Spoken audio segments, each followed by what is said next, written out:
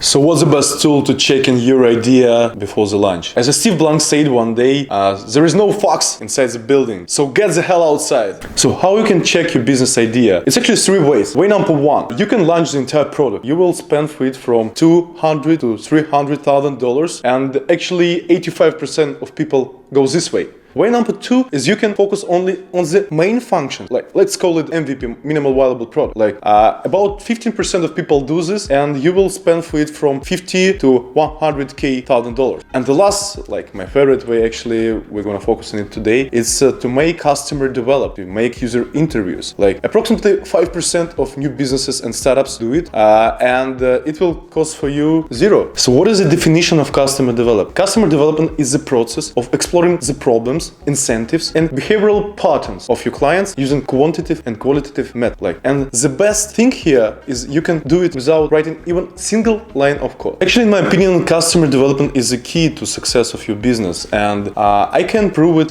with the example of Y Combinator of 500 startups, because these incubators, they launched dozens of really successful businesses as Airbnb, Uber, Snapchat, Facebook, and so on. And the key here is that they push their startups to constantly implement customer development, to make hundreds interview with potential clients and check their hypotheses regularly. And they have built this system, and that's why they are really successful venture funds and incubators. And in comparison with other funds, they have launched more successful startups than all the other incubators joined together. Actually, it's one more general definition of customer development. Customer development is end-to-end process of building product. Let's take a look on this picture. Like customer development actually can be divided by 4 stages. Like the first stage is customer discovery. Here you identify the customers and the needs they have, which you may be able to fulfill. In my opinion, honestly, it's the main part, because here you make research without writing even single line of code. The second stage is customer validation. In this stage, you have a product that is expected to satisfy the customer's needs. It's sometimes also referred to the search of product market fit, which I have talked about in the last videos. So here you need to find this product market fit, that the problem you solve, find some clients. The next stage is customer creation. This is a phase where you generate demand among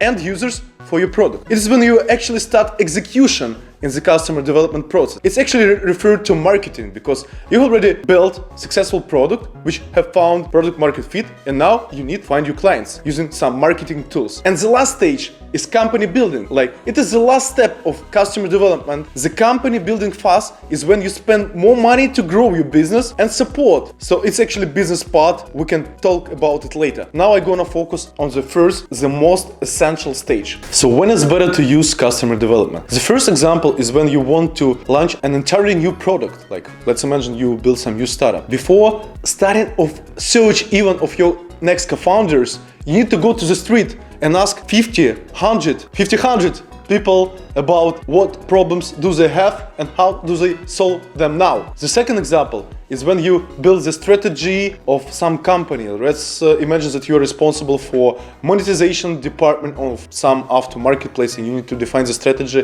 CustDev is also a great tool for defining strategy using some facts. The third example is when you just want to build some new feature, but the feature is quite big. It can be, for example, mobile POS feature for banking application to let your clients accept payments using mobile devices like iPhone and Android. It's a big feature which can take a couple of sprints, and of course you need to check the hypothesis. And the last example is when you want to build customer journey map. Let's take a look at this example of customer journey map for Auchan. It's the biggest offline products retailer in Europe. So based on CustDev, you build this CGM to describe what pains and what emotions your client have in the each step. Let's take a look to the landscape of user research methods. Actually, there are 4 groups of them. The first group is natural use of product. You can implement it only when your product is already on production stage. For example, it's diary studies, it's customer feedback in the web forms, it is field studies, and of course, it's my favorite ones, it's analytics and A/B testing. The second group is script use of product. It's when you ask the user, please do this, and then you want to have such a result. It's the best way to make some UX interviews when you make prototype of your product in Figma, and then you want to check how usable is your product, what is the level of user experience here. The third group is when you customers do not use the product. That's the thing which we will focus today. It's focus group, interviews, and surveys. And the last group is limited usage of your product. For example, it's concept testing. And the last template for categorization, it's like my own one. We can analyze the ways to check your hypothesis using customer developments before the launch of your product in 3 ways. And I suppose they should go one by one. The first step is data analysis. Is when you take data, you take researches of your company, you take previous CustDevs, you take market researches from some consulting firms as McKinsey or BCG or Bain, and you analyze it all because it will drop off like about 50% of all your questions. The pros of this methods is it's fast, cheap, and it covers wide sample of data. The cons, the minuses of this method, it's poor quality of depth. You will not get some really deep insights based on which you will build some sufficient advanced product. The second step is after data analysis, you make a short list of your main hypotheses and you make a list of your questions and go interview the users. You make CustDev. So the pros of this method is that you get many insights, many ideas from respondents, and the depth of these ideas is excellent. It's very deep answers, and based on this data you can actually build an astonishing product. Of course, there are minuses of this way because it can be quite long. It is more expensive than data analysis, of course, if you do not buy some paid McKinsey report, and it's difficult to achieve meaningful sampling here. And the last method which I recommend you to implement after customer development is growth hacking. Let's imagine you build some application for dating. For example, it can be Tinder or it can be sort of Pure. I don't use Pure. And you need about 6 months to develop this application. In this way, in growth hacking way, you can just build landing page with a prototype of your product and ask users to register in your product and look to the conversion rate to check your basic idea that this product has demand. Actually, growth hacking has a lot of pros because it allows you to check your hypothesis on good sample of data. And the minus of this method is that you need a little resources of development. Maybe even if you build it on constructor, you need your own resources. So in my opinion, attitudinal qualitative types of research are the most important one, because this kind of CustDev allows you with a minimal resources check maximum hypothesis with the astonishing depth. So what are the golden rules of customer development? Rule number 1, ask open questions, not the closed one. Just imagine that we develop together with you the application for ordering the clothes online, and we have launched feature of instant order with you. And don't ask your user, please, did you like this feature? How was it? How was it is better question. Just ask him, like, do you remember the last experience when you used the instant order? Describe your feelings, describe your emotions. How was it? It is a better question. The rule number 2, there is no need to explain anything and sell something on the interview. I understand that it's very hard to be impartial to your product. It's very hard not to sell it because you work a lot on R&D, on research and development. And of course, you want to sell it. Please use it. Please try it. If you have not tried it, please check it. You will like it. Don't do this, please. Man, don't do this. You need just ask questions and try to get facts, no emotions. The rule number 3, be impartial. So please do not include emotional structures in your questions, even words. So do not ask why you think the feature X was good or why you suppose the feature Y is bad. Just ask the user, what do you think about feature Z? The next rule, do not ask your users what they want. It's excellent Henry Ford's words. He said that if I ask my clients what they want, they would say a faster horse. Instead of this, you need to ask, like, how you go to work, how much time does it take, what instruments, what ways to coming to work do you use, and finally you will understand that it is a problem for people that they spend a lot of time on the way to work. And hundreds of years ago, Henry Ford understood this, and that's why he developed the car. The next rule, there is no need to ask only questions from the list.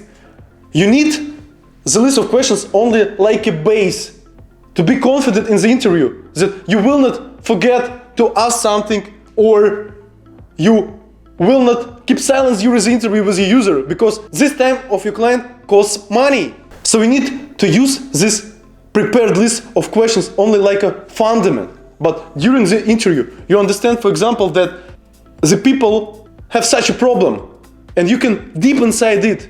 When you feel that your respondent strong emotions, that means that you need to deep inside these emotions to feel them. And there is a problem. You have found it successfully. There is a problem that you cannot find the girl rapidly to date this evening. Tinder is a good tool to finding girl for date in the weekend, but there is no tool to find the girl and call her for the date this evening. And people struggle because of it, because they want to have a good evening. They had a hard work day and today they want to relax. And the final point, make the interviews until you cannot predict the answers with a higher degree of accuracy. So when you understand that you can predict the answers of your respondents, that means that you can stop the interview. Here is a template which I prefer to use preparing to my interviews. Like, I would like to describe firstly the goals of the interviews which we have. For example, we developing with you events application, and the goals of this research is to understand, do people have problem understanding how to spend free time? To understand, do people have problem finding events?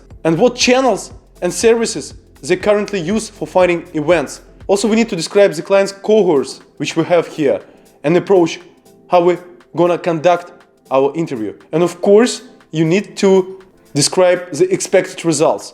On the second sheet, you can see the list of questions and hypotheses which you're gonna ask. For example, you have such a hypothesis. People do not know how to spend free time. And you ask them open questions like, in what activities are you interested in? What events did you visit last month?